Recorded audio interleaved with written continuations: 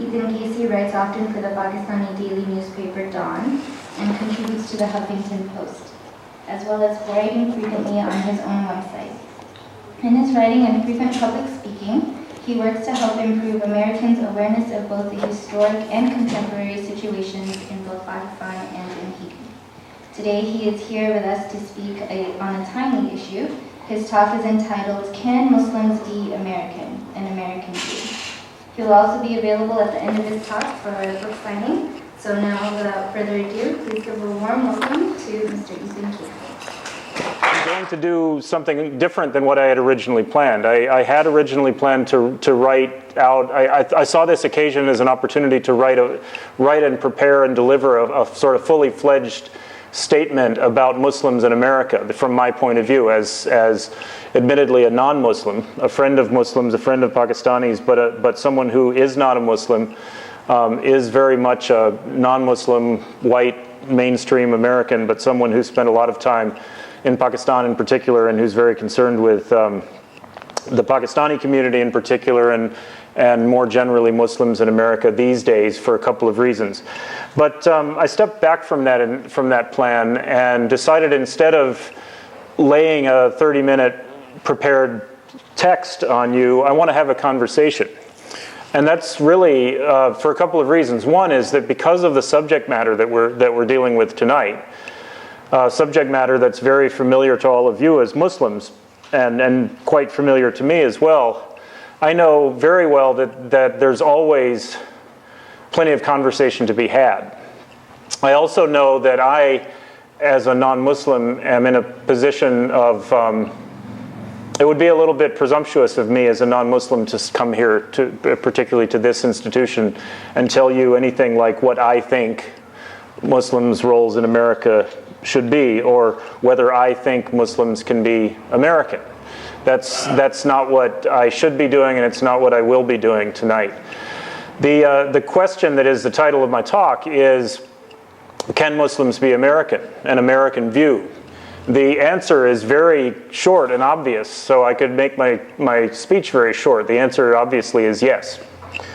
But it's a more complicated thing than that, of course, because that answer is all too unobvious to too many of our fellow Americans. And so I see part of the challenge that we in this room face, as being how can or should Muslims who are American best and most effectively participate in public life in today's America. It's, again, as a non-Muslim, I'm not the one who can or should answer that question, but I do have some thoughts.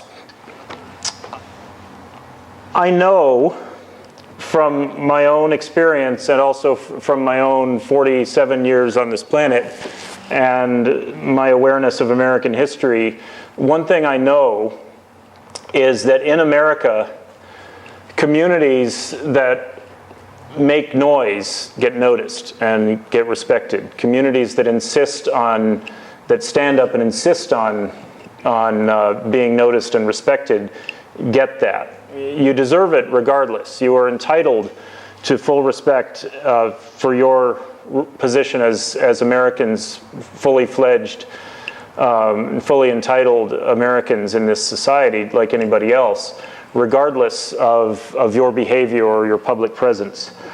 But if you or any community choose to be shy or choose to be cautious or choose not to seek the limelight, for better or worse, you will not be noticed and your situation will not be given priority. That's a fact of American history. Maybe it's a fact of human nature. But one of the things that's essential, fundamental about America is that it's a country of immigrants. And it's a country of various diverse communities. And that's really the wonderful thing about America ultimately, is that in our diversity, in our even in our competition with each other among communities and among priorities and among religious backgrounds and political commitments, among all the variety of those dimensions of American life, we all historically do and currently should remember that that we're all in this together, and that there's something, and that nobody is more, no community and no individual is more entitled to set the agenda for this nation than any other. What that means practically, given that this is a country of immigrants, and given that Muslims are have been, certainly over the last decade, in a position of feeling a need to defend their position, feeling a need perhaps to play a defensive game and say things like, we're not terrorists. You know, say things like, we're just like you, we raise our families just like the rest of you, we send our kids to school, we pay taxes. Those are things I hear all the time from my Pakistani and other Muslim friends in America, and it's absolutely true. And I know through my own acquaintances, my own friends, that the Muslims that I know in America are exemplary citizens and exemplary neighbors and participants in their local communities. You know, and this is a religious virtue, I think, to do good without necessarily needing to be seen to be doing good, right? God sees you doing your zakat or your charity work or any other, you know, helping a school, or either say a health clinic here locally in Chicago or a school back in your home country, without necessarily being needing to be applauded for it. That still is good work, regardless of whether anyone other than you and God know about it.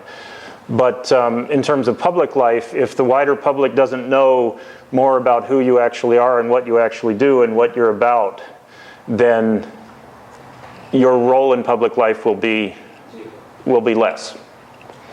And in public terms, in American political terms, that is a problem. I don't have the answer to that. And I do know well enough through my friends, my Muslim friends who have had, many of whom have had difficult experiences, even people who are fully fledged citizens, even people who are born here, can get in the habit of being timid and cautious about taking part in public life. I know that part of the solution is generational. If some of you are older and have maybe been here, maybe came here 20, 30 years ago when you were younger and established a career and you know, were the pioneers in your communities here in the Chicago area, it might be the case that your children who are now in their 20s or perhaps their 30s are in a position to feel more comfortable in wider American public life. And I can cite certain young friends of mine who are out there being journalists and taking part in public, you know, finding careers in public service and in public policy in DC or in Chicago or locally here or any other city or state. So part of the solution is generational, and I think that previous other immigrant communities have had similar experiences. Catholic communities, Irish and Italian, and Polish communities have the younger generations have stepped more actively into public life, and that over the course of 2 or 3 generations stands a community in very good stead. But the other dimension, of course, is that Muslims, as I said a few minutes ago, Muslims have been put in the position of being on the defensive. I don't know what what any one of you in this room would say about whether that has been your experience. I'm gonna make my remarks brief because I want to hear from you about that. But one thing I know, this is an article of mine from a couple of years ago, Muslims in America, Time for a Movement, ? The question mark is important because, again, I'm not the one who should say whether there should be a movement or not, but I suggest that perhaps it is time for a movement along the lines of the civil rights movement. But I think I say it in this article, and I've made a point of saying it elsewhere, the saying, the best defense is a good offense in football or in any sport. If you're playing a good offensive game, if you're being assertive without being aggressive, without being violent, but putting yourself and your presence and your positions and your priorities out there and taking up political space, then the people who oppose your point of view will not be able to take up that space. In other realms of American public life, I feel very strongly about that too these days. We're in the middle of an election season. I have certain very strongly held views about certain things, and not only in terms of Muslims and Muslim life or American policy toward Pakistan, but as a citizen in terms of other issues. And I feel, for example, that the hard right wing in America has, over certainly the last several years, played a very effective game of being very aggressive, playing a very strong and aggressive offense. If you play football, the obvious goal of playing football is to get to your end zone. You want to keep the other team from getting into their end zone, but if you have the ball, and if you're pushing forward towards your end zone, and you have the ball for most of the time that's allotted to the game, then the other team won't even have the chance to play, much less score. And I think that the hard right, and I don't mean just the Republican Party in general, but the hard right faction has played a very aggressive and very effective offensive game in recent years. Those of us who feel differently about issues in dispute in American public life have an obligation to ourselves and to the wider society to play an assertive, if not aggressive, game as well. But Muslims also have challenges that others of us don't have. I have the advantage of being a very ordinary sort of pleasant-looking white guy, right? So I can, especially when I have a haircut, which I haven't in quite a while at this point, but when I have short hair, I look like a really nice guy, kind of Midwestern fellow, and I can use that to advantage, and I'm not really vulnerable from day to day or week to week in terms of people saying, who are you and where are you really coming from? I can effectively sort of push a little harder because I look and seem kind of safe. If you have a Muslim name, or if you speak in a Muslim vocabulary, an Islamic vocabulary, or if you advocate Islamic priorities in this society, some of us know that that's not only just fine, that's wonderful, that's important, and anybody who knows Islamic tradition even a little bit, as I do a little bit, knows that Islamic tradition is fully consistent with the best of American tradition and needs to be incorporated into this country's traditions. But not to put too fine a point on it, many people out there who look like me don't know that. And so you as Muslims have some disadvantages because your positions and your advocacy will face obstacles and resistance that mine will not. I can have access to mainstream American society, perhaps, especially out in small towns, especially in all white places, away from big cities like Chicago, that perhaps would be more challenging for you. All of that said, though, I come back to my essential point, which is the best defense is a good offense. Groups and priorities and movements that insist on getting noticed are the ones that get noticed and respected and dealt with, and in whose priorities end up getting incorporated into broader American priorities. And if you don't toot your own horn, nobody else is going to toot it for you. That's another saying I'm fond of.